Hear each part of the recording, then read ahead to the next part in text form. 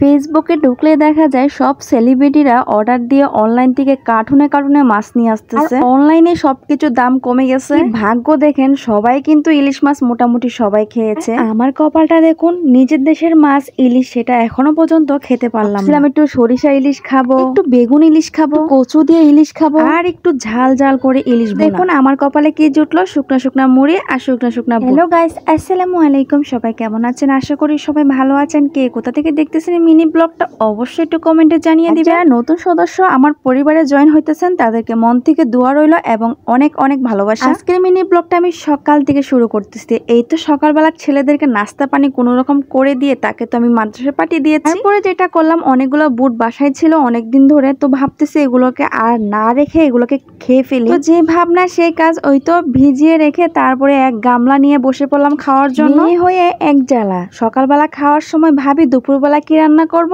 দুপুরবেলা খাওয়ার সময় ভাবি রাতে কি দিয়ে ভাত খাবো। এদিকে দেখুন কাজ করতে করতে আমার চা লাগে, চা খেতে খেতে কাজ করতে হচ্ছে। গাইস, এটা কিন্তু বিকাল বেলা দুপুর টাইমের কোনো আমি ভিডিও নিতে পাই নাই। বিকাল বেলা রান্না করতে চলে গেছিলাম, যেহেতু বুট ভিজিয়ে রেখেছিলাম, সেই বুটগুলো যখন সিদ্ধ করা হয়ে গেছে এগুলো রান্না করার জন্য চলে আসলাম। এটা ওইটা কাজ করতে করতে আলুগুলো ছুলতে আমি ভুলে গেছি। যাই হোক, এদিকে বুটগুলো কষাতে কষাতে আমি এদিকে আলুগুলো ছুলে নিচ্ছিলাম। এই বুটে কিন্তু অনেক পরিমাণ আলু দিতে হয়, কারণ আমার ছেলে আলু ছাড়া এই বুটগুলো একদমই পছন্দ করে না। অনলাইনে সবাই খাইতেছি ইলিশ মাছ, রূপচাঁদা মাছ, তো আমার আর অনলাইন থেকে আনতে হয় নাই, আমার জামাই বাজার থেকেই নিয়ে আসছে। তবে ইলিশ মাছ খেতে পারলাম না এখনো পর্যন্ত। সবাই বলতেছে ইলিশের দাম নাকি কমে গেছে, কিন্তু আমার কপালে এখনো পর্যন্ত ইলিশ মাছ জোটে নাই। প্রতিদিন উচ্ছে ভাজি, কল্লা ভাজি, এই ভাজি সেই ভাজি করে করে খাচ্ছি। তো শখ আমার বেগুন ইলিশ খাবো, কচু ইলিশ খাবো, একটু ঝাল ঝাল করে ইলিশ ভুনা করে খাবো, সরিষা ইলিশ খাবো, কোনোটাই আমার কপালে জুটতেছে না। যদিও আমি জামাই বেটাকে একটু চাপ দিই তাহলে অবশ্যই নিয়ে আসবে, কিন্তু দরকার কি এত দামের ইলিশ খাওয়ার? কপালে যা আছে তাই খাইতে থাকি, তাই আলহামদুলিল্লাহ। বেশি চাহিদাও ভালো না, বেশি